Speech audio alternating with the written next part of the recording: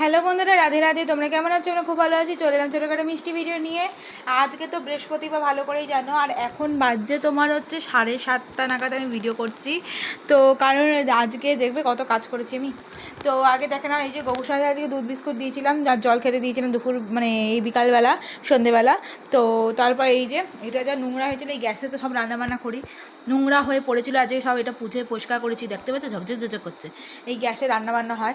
আর যত বাসন ছিল আজকে, সব বাসন আজকে মেজেছি। এই দেখো, এখানে আরও নিচে আছে, হ্যাঁ, চামচ থেকে শুকে যত বাসন ছিল সব বাসনগুলো মেজে এখানে এত রাতে উগুর করে রেখেছি। মিনিমাম রাত 10টা অবধি থাকুক, তারপর আবার গুছিয়ে গাছি তুলে দেবো।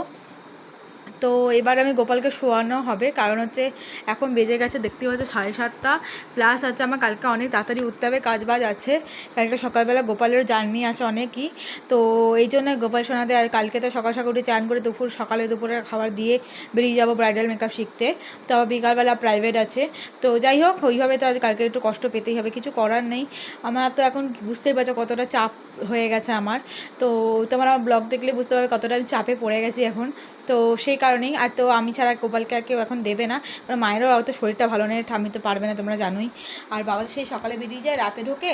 আর রিজু তো ওইসব করেই না। যাই হোক, এইভাবে তো। যাই হোক, আমার ভিডিওটা কেমন লাগলে অবশ্যই জানিও। ভিডিওটা ভালো লাগলে অবশ্যই like, comment, share, subscribe, follow করে দিও। টাটা সবাইকে, রাধে রাধে, হরে কৃষ্ণ, জয় শ্রী কৃষ্ণ।